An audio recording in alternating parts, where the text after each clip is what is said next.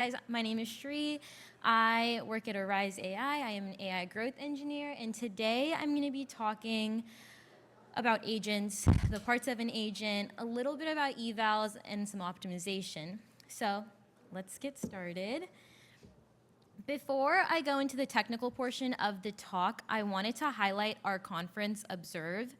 If any of you attended last year or wanted to attend last year, it's your lucky moment because it's back.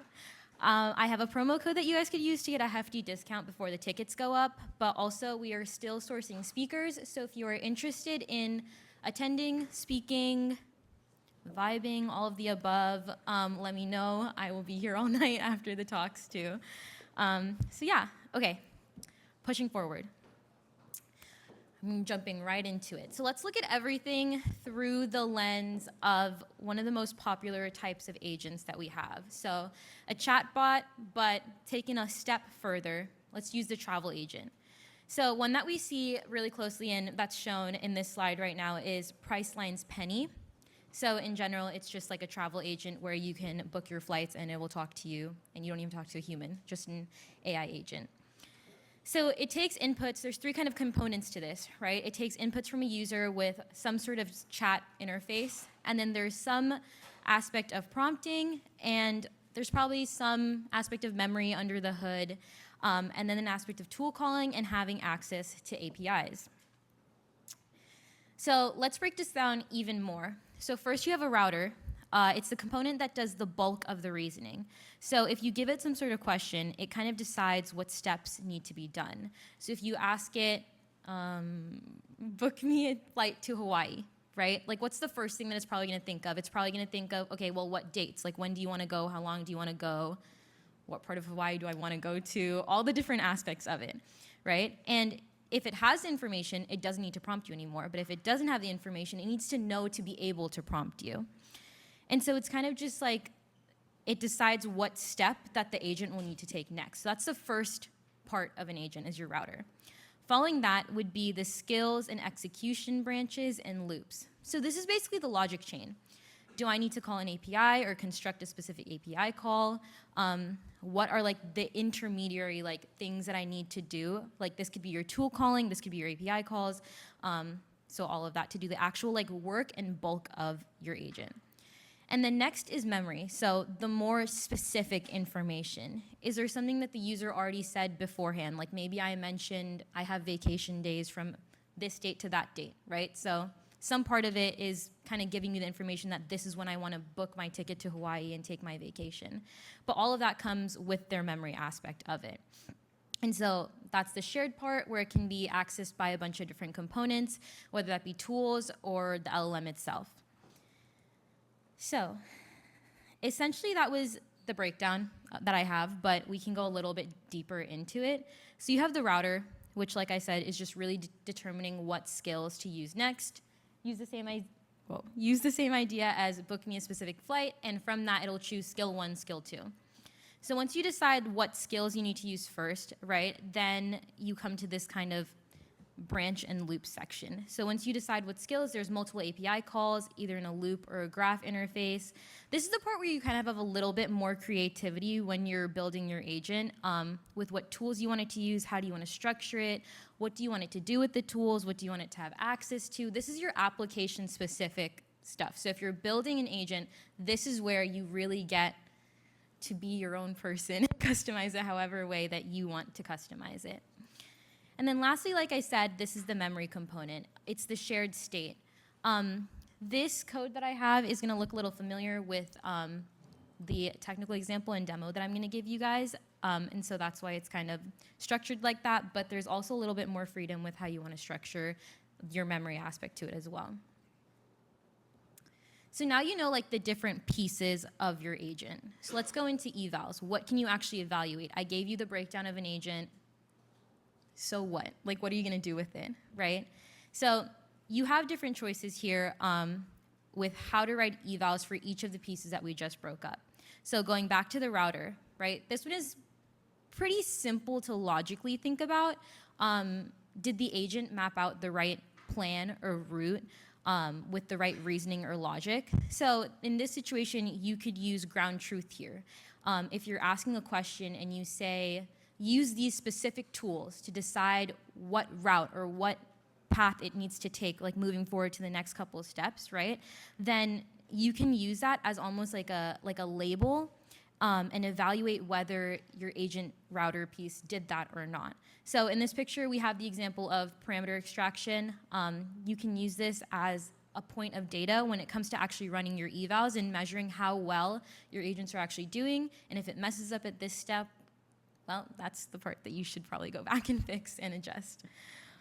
So another part would be the skills and function. Again, just a chain of individual logic blocks that can help complete a task. So a skill being, how are you going to chain together a bunch of API calls or use some sort of tool? So for example, we have the RAG skill up here. It has embed input query, vector DB lookup, and LLM call with retrieved context. So within each of these, right, each of these are a part of your skills for whatever your application is supposed to do. And so once you break it down into these, you can run individual evals through every single one of these. Lastly, we have memory and path. We kind of think of this as convergence, which is just the number of steps that an agent needs to solve a problem. So the kind of like way that you can think of this is if you're prompting, like, let's go with the travel agent, right? You're prompting the travel agent and it's like, okay, give me more information. And then you give it more information and still, I don't understand, give me more information, right? All it's doing is like going back up to the loop of like, well, do I have this piece of information, this piece of information, this piece of information? And then you're kind of stuck in a loop where you're making no progress, there's no productivity, you're kind of just there and you're not really getting what you need to get from the agent itself. So these are the three kind of main components that we think of when we talk about agents and evaluating your agents and seeing how well it's doing. By the way, I'm going to run through a little bit of a demo with the little bit of time that I have left. If you scan the QR code on the right side, it'll take you to a notebook that goes through what I'm about to tell you related to prompt optimization. So I would love to go through it with you guys step by step, but we're going to have a similar workshop in a couple of weeks soon about that. You can talk to me about that after too if you're interested in going. But there is a tutorial if you guys would like to follow it. By the way, little shout out, a lot of this information that I'm giving you guys is from our deep learning course. The instructors are John and Aman. They do a really great job. They go through everything I just told you in a little bit greater detail and a bunch more. If you want to learn more, it's totally free. And this is a really great resource that I highly recommend if you guys are more interested in going through this. Okay, really, really quick. So these are some prompt optimization tips. So I gave you all the little pieces to your evals, right? Your router, the memory part of it, the tool part of it, and all of it. And with all of those, like let's say one of your tools is related to using an LLM, right? Or even your router, for example. A really effective way to optimize what you're doing is by whatever you're prompting. And so we have a couple different methods here of how to improve your prompting. So few shot, meta, gradient prompt, and other prompt optimization libraries as well. So I'm only going to go through the first two here just for the sake of time, but I'll show you in our open source product Phoenix how you can see and evaluate how well your prompts are actually doing using these methods. So few shot prompting. How many people here know what few shot prompting is or have done it before or have heard of it? Okay, a small amount, but let me educate you guys. With few shot prompting, that basically just means that you're providing example inputs and outputs to kind of guide your model's behavior. So an example would be like if you have a pipeline that is detecting jailbreak attempts, right? Provide a few examples of successful and unsuccessful attempts with certain ground truth labels. This would help the model recognize your patterns and respond more accurately.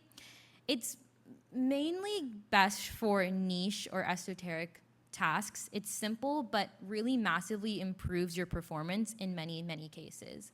So this is a quick example that we have that kind of just goes over what I just said. And then another prompting is meta prompting. Now, who has heard or used this one? Okay, less people, less people. Meta prompting is very meta, just in the name. It's there. It's a little hard to wrap your head around, but basically it just means to let your AI optimize your AI, and so on and so on and so on. So why are you struggling with prompt tuning manually when like your LLM that you're already using for whatever reason or whatever application can just kind of modify it and improve it for you? And so that's exactly what meta prompting does. So for how it works, take an input and example output from your application and then package it into some sort of like meta prompt. Like you're an expert prompt engineer, like take this prompt, like with these examples, like how would you improve it? And it's almost like using LLM as a judge, but instead of writing an eval, it's to just improve your prompt from the beginning itself. So send it to another model or the same one, and you can really refine it and enhance your original prompt. So the goal is to be more precise and have more effective prompts, and from that, you will get better model performance. So best practice is to use the same LLM that powers your app for optimization.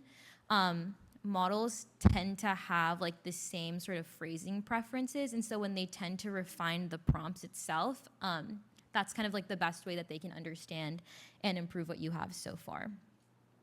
So yeah, those are the 2 prompts that I have. This is the notebook that I just linked you guys to. It gives you a data set and then walks you through each of these techniques that I just gave you. So this one's the meta prompting one, takes the same input output, and here is what I just told you as the meta prompt loop, and then keep running it. So if you follow all of these steps, setting up Phoenix is really, really easy. This is what the Phoenix interface looks like, if anyone is familiar. I'm gonna ask another question. How many people have used Phoenix here? Right. Let's change that. Let's make that higher. Phoenix is our open source tool. It quite literally takes like 2 lines of code to run. Really easy, and I feel like it makes your applications a whole lot better.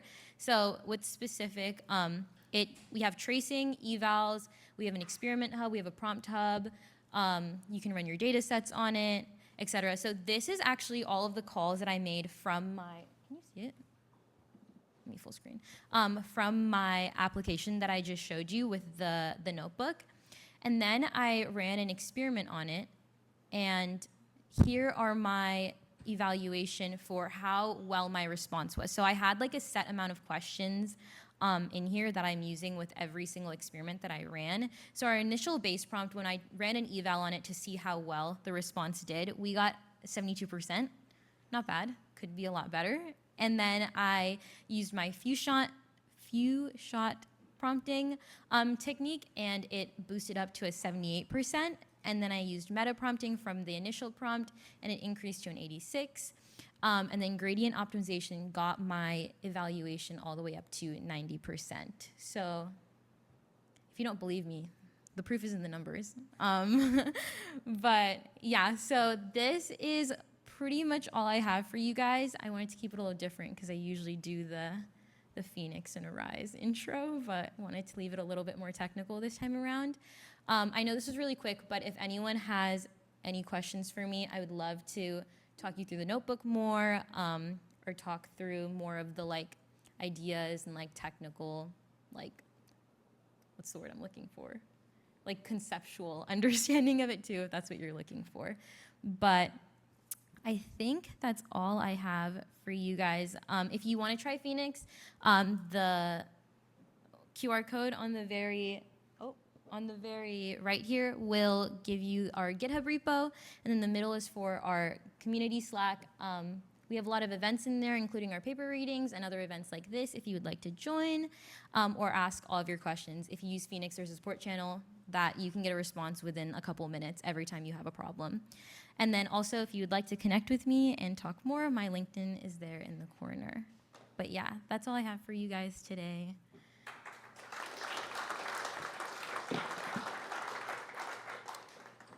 Okay, does anyone have a quick question? I can take one quick question. Yes?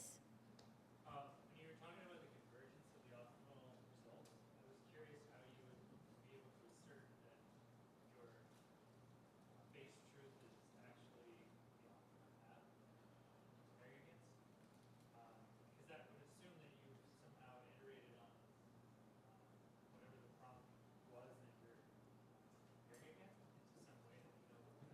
Does that question make sense? Is how are you being able to say that it's actually converting or not? Is it just like percentage output, or I think discrete, or is it something? so. With our ground truths entirely, they won't be related directly to the convergence number. It's just a number to kind of make sure that your agent doesn't fall into like an endless loop. Like if you don't have some sort of limit on it, it'll just keep going and going, and then won't ever find its way out. So the convergence is kind of there as like a guideline, but it's a really great question. I can talk more about it with this specific example that I showed you with the notebook after too. Yeah. Anyone else? Okay. I'm going to hand it off to John with Union. But yeah, if everyone could give a round of applause to John. Thank you so much. All right. Let's see if it all works. Okay. Am I presenting? It's flashing. Maybe oh yeah. All right, you guys get my whole screen, so hopefully nothing incriminating here. Can everyone hear me? All right, so I've got a quick talk here. In case you haven't seen my shirt, I work for this company called Union that's really yellow. Louder? Yeah, so I just said it. In case you couldn't see this shirt, I work for this very yellow ML ops company called Union. I have an AI workflows demo for you where I'm going to train a model. I'm actually going to fine-tune a model, eval it, and serve an app. Quick about me, I'm John. I live in San Francisco. This company is actually based in Bellevue, so that's why I'm the one that's kind of here. I'm a product manager. This is one of my first presentations, so be gentle with your applause and comments. Been looking at data and ML tooling for a couple years. Here's my LinkedIn. We have an open source community called Flight that's available through the Slack link. And then if you want to follow along with the demo, sorry, I don't have a fancy QR code again, amateur here, but here's like a GitHub repo that I'm going to be kind of following along. In case anyone wants to grab that, I'll leave that for a second. Okay, so 3 slides. I'm not going to bore you with slides. This is going to be a technical demo, but the idea with Union is like a system for building compound AI systems. A lot of the great presentations we'll hear today are around being able to kind of create your first LLM-enabled product. This is kind of when you need to go run that on like at scale. Maybe you need to host your own model. Maybe you need to fine-tune it. Maybe you need to run it across clouds and run it on cheaper GPUs like you can find on some of the neo cloud providers. Like that's kind of where we come in. So it's an infrastructure platform. It's also an SDK that lets you develop durable workflows for compound AI systems. It's kind of an example of a workflow, visualization in the product. We love partners. It's a workflow orchestrator at the end of the day, so we work with everyone. We love Arize, and we have actually working on a native integration with Arize. And lots of companies use Union as well as our open source. So this product is actually born inside Lyft, inside L5 to train autonomous cars. And so most autonomous car training systems actually running on Flight, our open source product, or Union, our closed source product. Other companies like Stripe, biotech companies like Cradle, Freenome, and consumer products like Spotify are all built kind of doing their core ML orchestration on this product. And here's my live demo attempt. So I'm going to switch to my favorite AI-enabled IDE, Tray. I don't know if you guys have heard of this. It's like Cursor, but free, as long as you're okay with ByteDance having your data. So I'm okay with it. No, I don't do anything of value in code anyway. This is a training pipeline. So I'm going to download I guess this is going to familiarize yourself. So this is our SDK. It's called Union, and I can write Python code, and I can decorate it with these decorators like @workflow or @task, and that just tells the system that this is something you want to orchestrate. And the system handles multi-container orchestration. So you write Python, but it's actually breaking your functions into independent containers. We build images, we run infrastructure, you can run on GPUs, you can specify which GPU you want, and we actually handle this magic of serializing and deserializing the data in the back. So when you run a Union workflow or a Flight workflow, each step of the pipeline, you can express it, say, this task emits a data frame, and then another task might pull in a data frame and emit something else. In your code, you can reason about that as if it's a data frame, but in reality, it's actually getting serialized to an object store, saved as a Parquet file or a Parquet file, I don't know what it's called, and deserialized back into the next task. So you can sort of write your logic flawlessly without worrying about this kind of serialization and deserialization step that goes in a lot of these scaled data pipelines. So that's kind of what I'm doing here. I'm downloading a data set from Hugging Face. I'm downloading a model from Hugging Face, and I'm going to actually run a visualization step to kind of do some EDA. Then I'm going to run this train model, which will fine-tune a BERT model on some movie reviews to try to make it better at predicting sentiment. Going to do some evaluations, then I'm going to predict in batch. And then finally, I'm going to show you how to serve this app. So when I do this, I would basically just do union run. And so I apologize for this config command here. We have lots of different tenants, and this is how I kind of point to the one that I want to show you guys. But I basically say union run remote, and I point to my Python file and my pipeline. I can run this. So this will actually build images if required. So I've defined, I can show you later, but I've defined a Pythonic thing called an image spec that actually says, these are my requirements. I'm going to use Torch. I'm going to, maybe I'll run these apt package installs. All that stuff is like automatically built for you in the cloud, injected into a container running in Kubernetes. And so we've got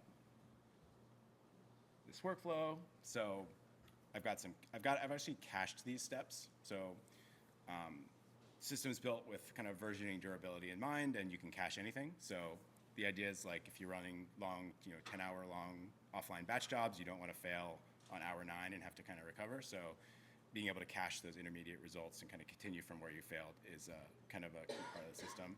And this training step takes 10 minutes, so I'm actually going to go to some other execution that I ran that's hopefully finished. I can visualize some data in the UI. I've got this thing called a deck that's like some data set analysis. I can kind of programmatically define this and anything I want. I can evaluate the model. So I think I went through and I looked at some of the loss, accuracy, all that kind of fun stuff. I have a predict batch sentiment where I think I went in and I said, this is a great movie and this is a bad movie, and my prediction says, label 1, I'm like highly convinced with 99% accuracy that this is a good sentiment, and the other one I'm highly convinced that it's bad sentiment, so it looks kind of good to start. So then I'm going to take this model and I want to deploy it as an app. So I have my app.py code here, and this is like a totally self-contained app. I can write this thing called an image spec, which is what I talked about earlier, how I can kind of manage my dependencies in code. This is like, I don't have Docker running on my system. There's no like I don't know anything about containers. Like, actually, I'm a product manager. I didn't even go to engineering school, so like, I don't know anything about Docker. But I can write this image spec that has my transformers, all of my kind of Streamlit dependencies in it. And when I run this, it will actually, or when I deploy this to actually build the image, it will look up the artifact that was produced when I trained that model, and I can show that in a sec. It will serve this app.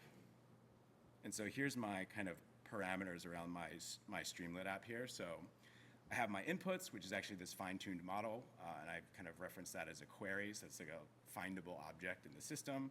I can use this image spec container image that I just said. I can also say I want to use these resources, and I actually want to say I want to run this on an L4 GPU, so we can actually specify I want it to be an A100, I want it to be an H100. Depending on the resources available in your Kubernetes cluster, you can run it on any of these GPUs. I also have min and max replicas, so this will auto-scale, and I can actually set an auto-scaling policy saying when 2 or more users are viewing this app, I'm going to create another replica. So this is a kind of simple .py file that includes an app that can scale arbitrarily to like, millions of users potentially, because we have auto-scaling, we have replicas, this is built, it's actually deployed in your cloud and able to run. So let me do that. So it's kind of similar, like Union, I'm going to point to my like internal tenant here, deploy apps, and then I'm going to run this. And hopefully the live demo gods will work. Let's see. So here's my app. And this is kind of like some logs. I get my, this is like pending pod. It's going to spin up in L4. It's going to run the app. And I'll get metrics when this comes through. For now, I can kind of wait until this thing loads. So I guess maybe I can use this as an opportunity to talk. The system will actually scale infrastructure down to 0 when it's not being used. And so right now, this is like going and like grabbing a GPU, going to spin it up, going to download the model onto it, going to create the serving endpoint. Let's see. This should hopefully not take too long. What else? So perhaps in the meantime, while this loads, I am curious about Snow White ratings, kind of a recent polarizing movie that came out. Actually, I don't really think it's polarizing. Someone else told me it was polarizing. I guess maybe like the 42% versus 74, maybe there's something there. But we can actually look at some reviews. Hopefully this thing works. I'm waiting for this L4 to run. Well, I'm hoping to basically plug in some of these, kind of extreme negative or extreme positive reviews and see if I can get my classifier to recognize them. But I'm not sure if the live demo gods are gonna work. Let's see. Other than that, I had this other app running. Actually, maybe this is the thing that's hogging the L4, but I'm also running a Gemma model so you can just like host chatbots as well. So this was kind of my other setup, and so that app just looks like this over here. So kind of like super similar. I can download this pre-trained Gemma model. I can run this app. I can say I want to run this also on an L4, and let me create enough memory. So like 24 gigs of memory is like fairly big to run all this stuff, and I can kind of just spin up this app, get an endpoint, and chat with my model. I don't know if this is still loading because this is my timeout occurred. Okay, demo guys didn't love me, but what I will say, I think I'm done. Any other? I think that's it. So thank you, everyone. Hopefully this wasn't too like technical or overwhelming. Does anyone have any questions?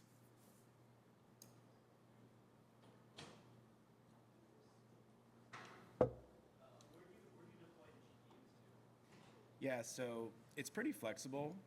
We have a serverless product that actually has kind of like GPUs in it, and that's running on our cloud.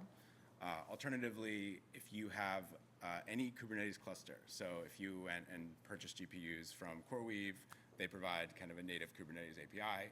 You could deploy a data plane onto that cluster and run. So it's pretty. It's a pluggable backend. Basically, takes a Kubernetes dependency, but can run anywhere. Any other questions? All right, awesome. Thanks, everyone.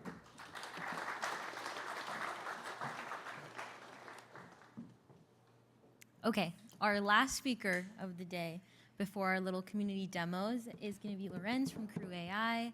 So, round of applause, everyone. Give it up for him. Come on, show some love.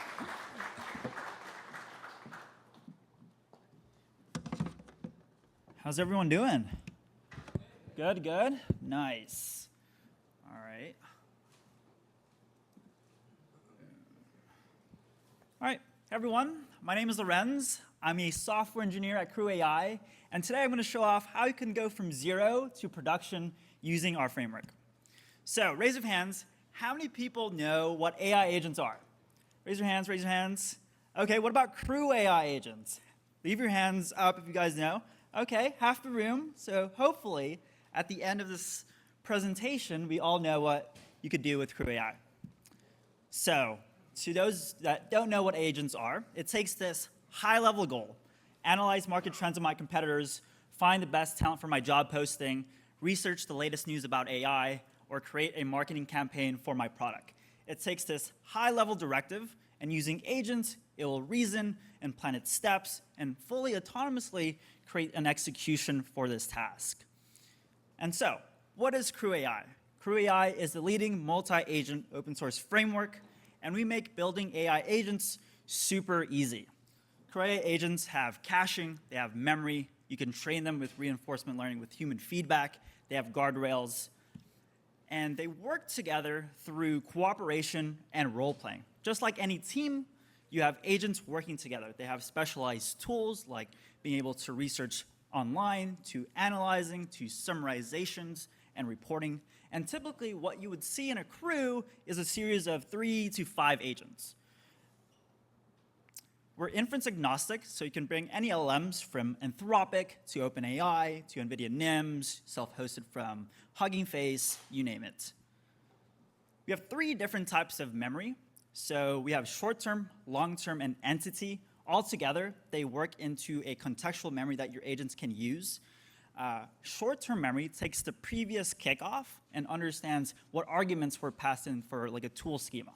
We have long-term memory that essentially kind of helps agents self-learn. So over time, we aggregate every kickoff and summarize that and give it suggestions. So the LLM is actually scoring itself, giving it suggestions as to how it could self-improve over time. We have things like entity memory, so knowing names, like people, a company, things like that. And again, together, we combine all of that to contextual memory so it could use.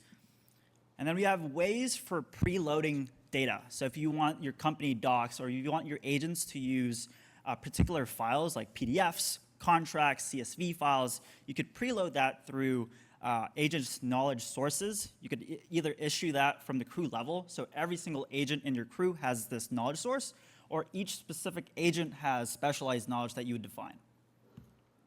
Again, tooling is super important, so ways for you to connect with your external systems like a database or a cloud application layer that you have, or internal systems that you'd also have like on-prem or like an internal app that you'd have. And there's different ways when it comes to orchestrating your agents.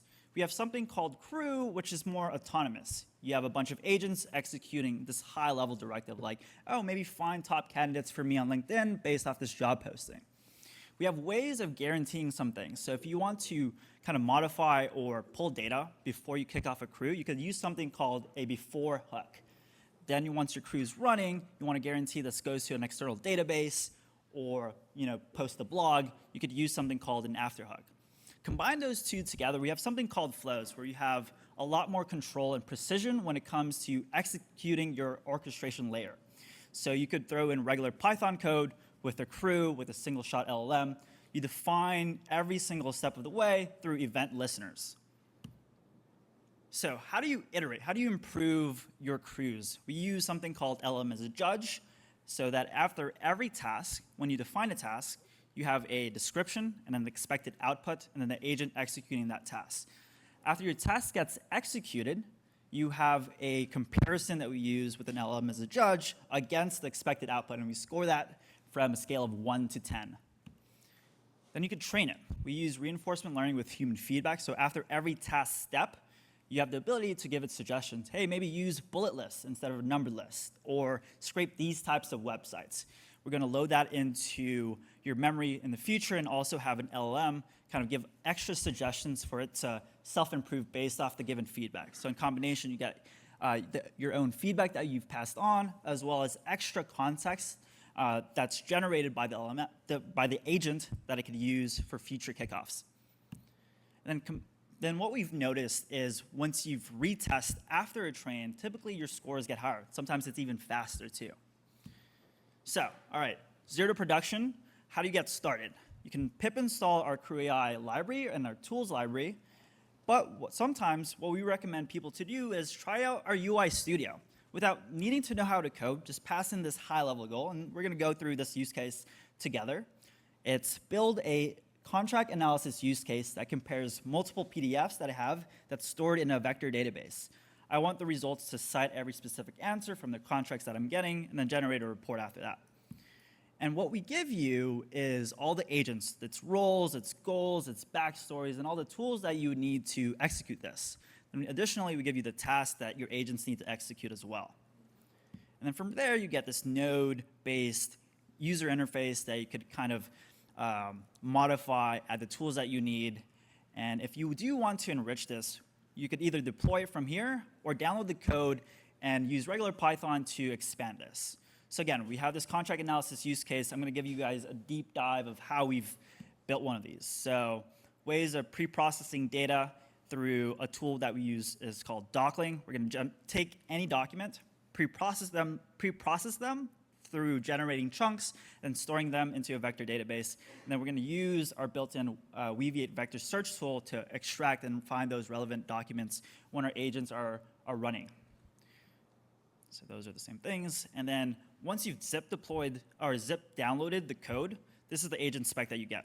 From a YAML file, you can define the roles, the goals, and the backstories. And these are the same 3 agents that we had from what was generated from our UI studio. So our first agent is the data retrieval analyst specialist, which will just extract the contracts from our vector database using our vector search tool. And then we have the source cider specialist that will find the relevant sources from each contract.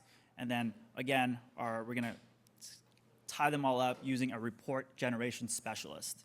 And again, the tasks are kind of one-to-one mapped. So our first agent is going to do the retrieve contracts tasks. We're going to source cite them and then generate a report task after that.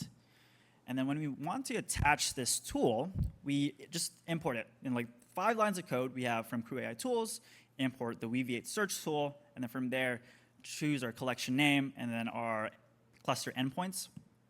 And then define the agents through here, attach the tools like this. So our first agent has the self.vector search tool because that's the first 2 are going to be using that tool to find the relevant documents, and then our report generation tool. And we can define different models depending on which is more specialized for a particular task. And then again, here's the task, and then altogether, a crew is no more than agents and tasks and a sequential process. So when we run this, we get something like this. What are the differences in how contracts define warranties within these 2 companies? And we get something like this. We have company 1, here's the clause, here's the source. This looks pretty good, but this lives locally. Only I could use this. So how do we deploy this into production? How do other people get to interface with this? Maybe those people aren't technical like an engineer. So we could deploy it into our enterprise solution. All you would have to do is upload it to GitHub, connect that from GitHub to our endpoint, and what you would get is an API service. You have a URL, you have a bearer token, so you can use your crew that you've deployed into any web application or service that you have. We have extra toolings for you to run your crews. So from a GUI, you're able to run your entire flow. And we have, a Kanban board approach of like a user interface. I'm an engineer. I use Linear every day. So why doesn't your agents get tracked the same way? So you have a queue of what's waiting, what's running, what's being executed, and just high-level observability in terms of metrics. So how many tokens did it cost, how many runs were successful, and then the result over here as well.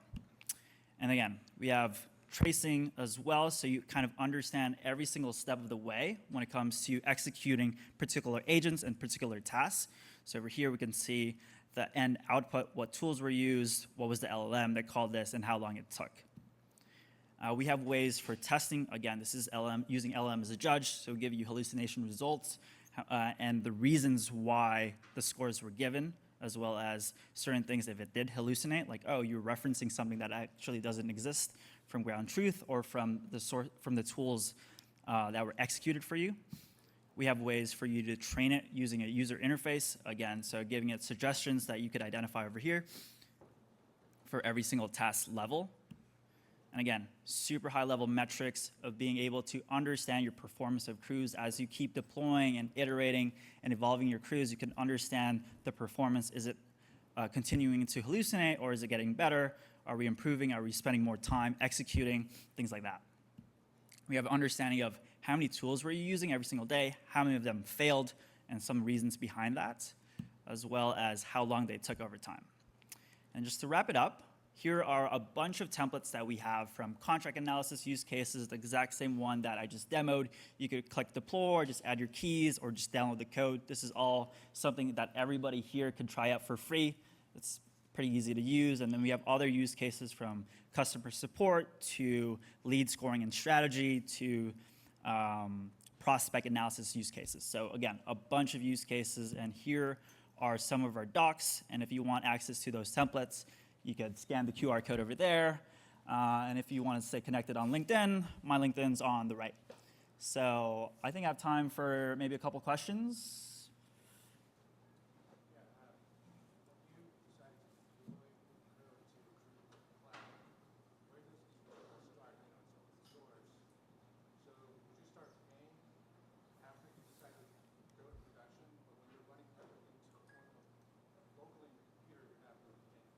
Yeah, we do have a generous free tier, so you can deploy for free to get started. It just, depending on how many crews you're deploying, how many executions you're running, that's when like a typical SaaS offering comes into play for like a self-service.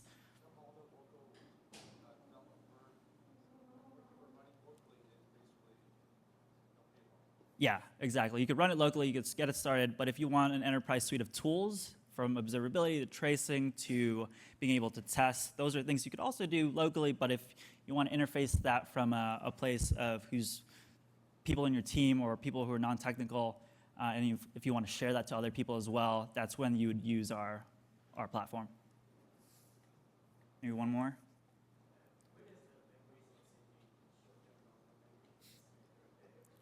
Yeah, we spin up a Chroma database, Chroma vector database within the Crew itself. So every instance of a Crew that you spin up has an entity per agent. So the 4 agents that or the 3 or 4 agents that we have here, we have a vector database just for individual agents as well as the Crew itself.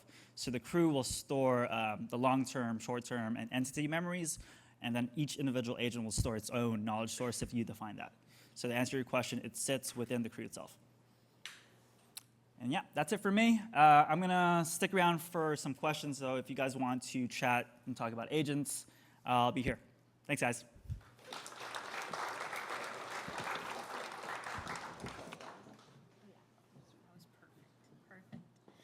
Okay, before I let everyone go and everyone mingles with each other, we're going to do a couple community demos. So people that came and are here with you, probably sitting next to you maybe, are going to come and just talk about what they're working on.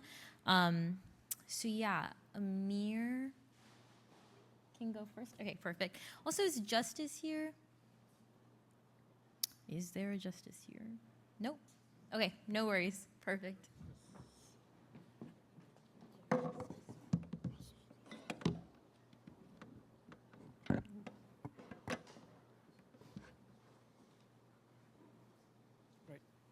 Hi, everyone. Am I audible? All right. So, hi, I'm Amir from API Matic, one of the co-founders. So today we're talking about how we're leveraging GenAI for maximizing API adoption. And I'm going to start my 5 minutes with asking some stupid questions. So, actions speak louder than words, right? All that glitters is not gold, right? So pretty predictable, right? Bite the bullet. There was something like dust, right? Bullet, curb, sandwich. So this is where responses are not static, it's dynamic, right? And this is where hallucinations kick in, right? So, and when I tried asking AI, why is the Golden Gate Bridge white? I did not get a response that, hey, it's not white. So this is, why does it matter? Because when you're generating code for integration, accuracy matters. Hallucinations can cost a lot, especially when you're putting that integration code in production, with millions of developers using to build, let's say, Stripe's integration with Stripe. And why does it matter for APIs?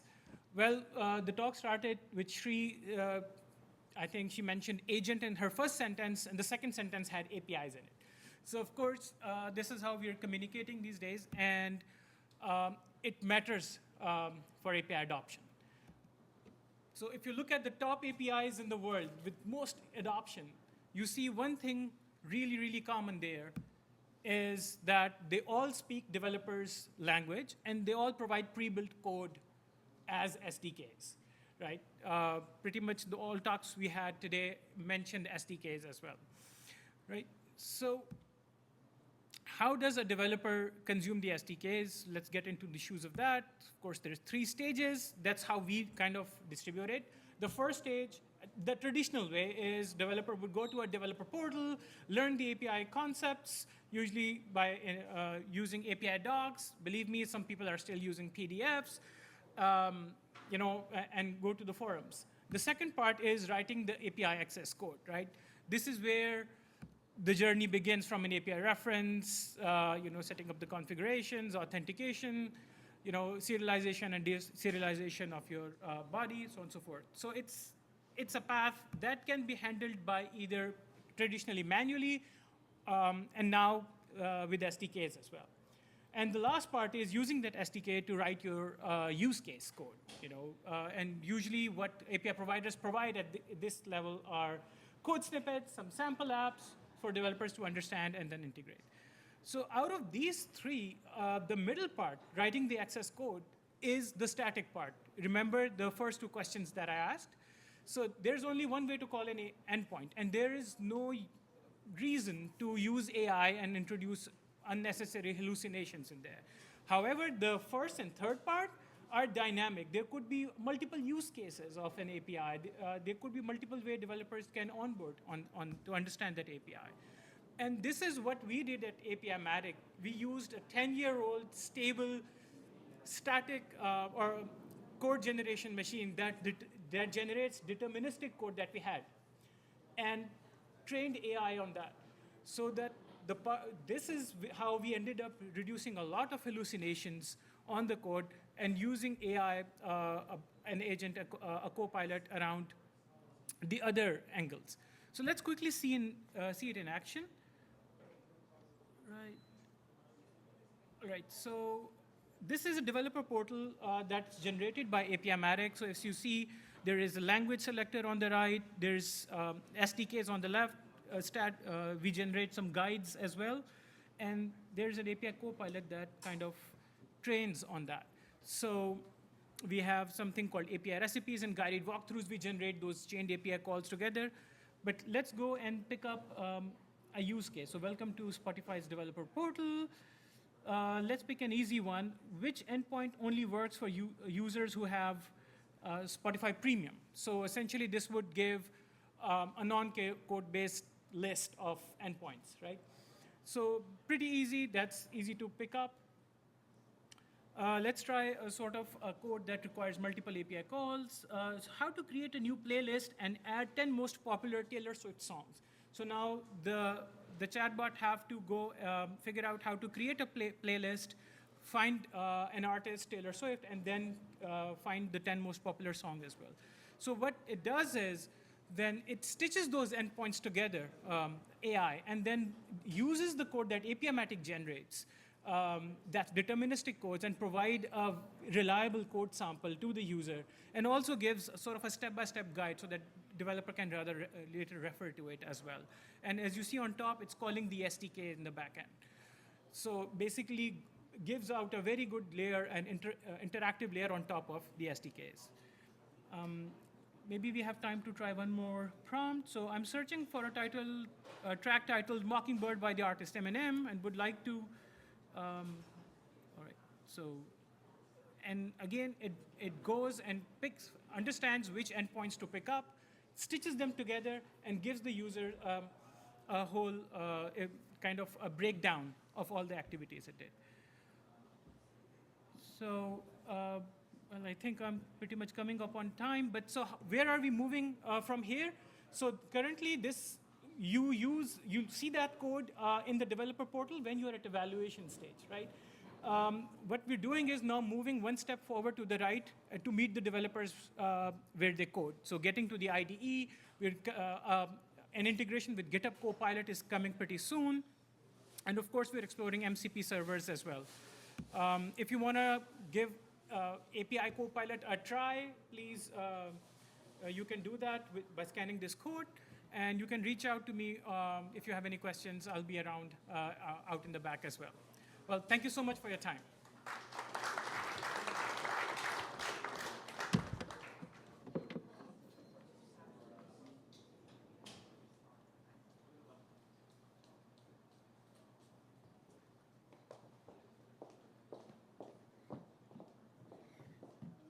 sorry, I was talking.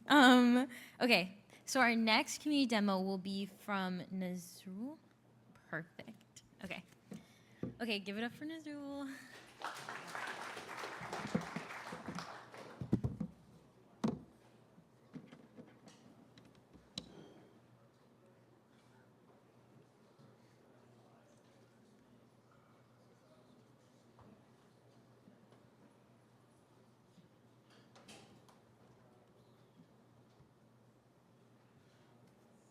So you have heard about the concerns around generated code and hallucinations.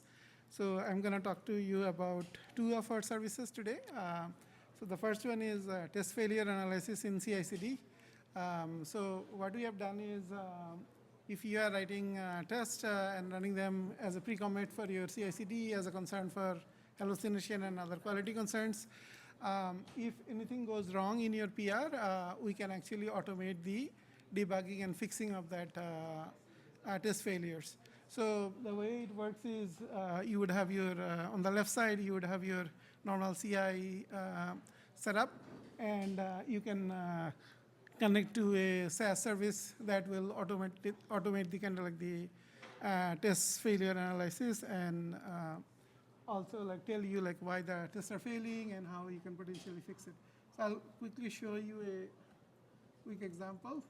So this is all integrated with GitHub. So imagine you made some changes.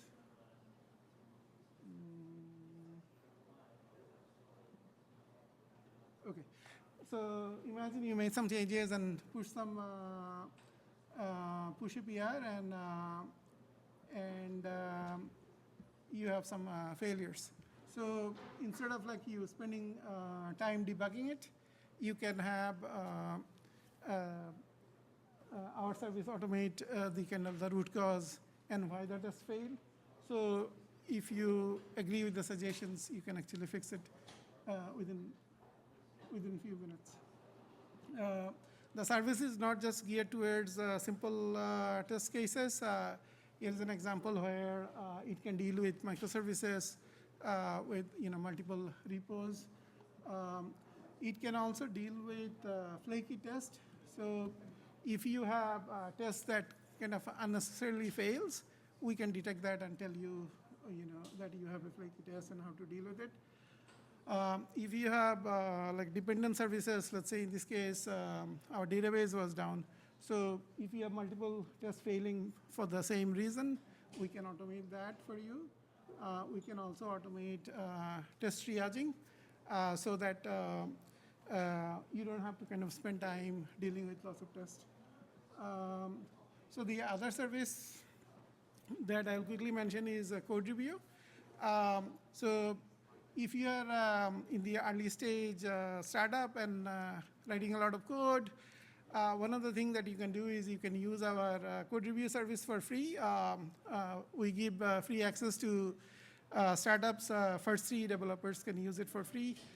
So here you can, like, when you have a PR, if you don't have time to kind of document what all the changes you made, you can use a command like describe PR or /describe, and it will actually describe everything for you. It will summarize all the changes that you have made, and you will also identify if you are missing unit tests and things like that. So it will remind you things that that you may be missing. You can also do an automated code review. So you can do a review code or /review, and it will start doing a code review. And it will give you all the kind of like the security concerns, logic concerns, anything that you may be missing as a founder. So in this case, here you have a security vulnerability where arbitrary code could be executed. There are like a few more. In the interest of time, I'll show you one more interesting ones. So sometimes it can actually find problems that even human in naked eye will not be able to find. So do you see any like problems in this line of code? That's essentially like what this review found, that there is a chance that in some corner cases it can have a division by 0 problem. So the review is actually fairly thorough. We are working on adding support for agentic AI code. So if any of you are writing agents, ping me. I can give you free access to our early stage code. And then the last thing is you can do Q&A. So if you have questions about the PR, so let's say you're trying to understand as a colleague, or you want a better version. In this case, we asked to write a better version of the one of the class where we found a bunch of review concerns. It will give you a new code. And it actually was able to keep compatibility with the existing test cases and stuff like that. So it just doesn't write new code. It's also intelligent about understanding your code base. So if you're interested, please sign up. It's free at CrewAI.com. And here is my LinkedIn if you want to connect. We are also running a small promotion where if you would like this T-shirt, sign up, use our service, send me a message. I'll mail you a T-shirt. Okay? Thank you. If you have any questions, I probably have a few minutes. Go ahead.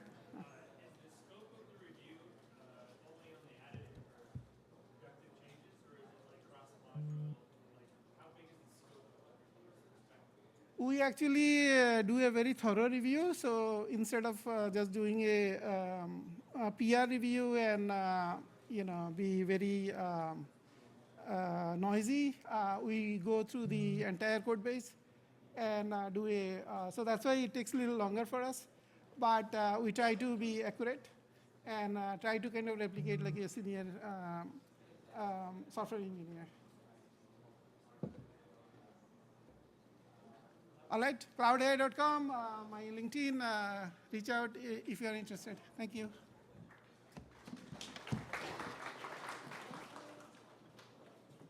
Okay, I have one more community demo for 5 more minutes, and then I'll leave you guys and let loose. This is Z. He's going to introduce himself and start his demo. Hey, good evening, everybody. My name is Z. I'm from Superface.ai. Let's get this going. I'll take only 3 minutes, hopefully. All right. So Superface AI is the first agentic tooling platform. Is anybody building agents here? Can you raise your hand? Okay, are you guys using tools? So that's what we do. We give your agent the tools. If you were trying to build an agent before and you were maybe using pre-built connectors, we think there is a better way.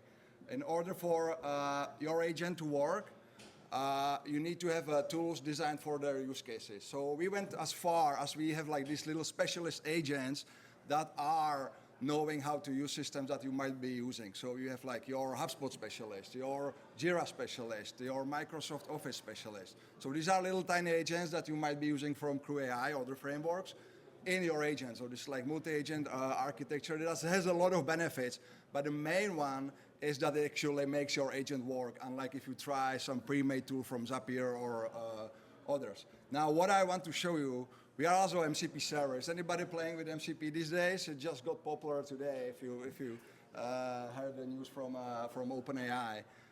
Now, what I want to show you is also how you can create these tools. So what you see here, this is a Claude desktop application, which is an MCP client. So we have an MCP server that you can actually use to add the skills to this. So if I go to Claude, MCP client, I ask, hey, add a task to Todoist. It doesn't know anything about it, right? So if you go to Superface and put some same prompt in there, it starts browsing the web. We don't know anything about Todoist. So our agent actually goes on the web, looks up for what is this Todoist. It looks up for API documentation of Todoist, not for open API specification. And an HTML, actually a human readable, it could be PDF, whatever. It looks it up and it tries to figure out how to create a tool out of that for that API. It prompts me to put in the key. And the best part about this agent is as it is building the integration, the skill for your MCP client, it's also testing it. So this by mail, it's coming from the agent running on the back. This is testing the integration that it learned from or about from that HTML documentation, right? So it's testing it, And when I'm happy with it, I can go back to my MCP client, and I just basically put in the same prompt. It asks me, because it's connected to our MCP server, hey, do you want to talk to the server? I say yes. And I get basically the task done in that target system that I never seen before. So this way you can add like high quality tools really quick to your MCP clients or any agents that you might be using. So if you like to build something, check out Superface. We give you the tools that you might need for your agent to work. Thank you very much.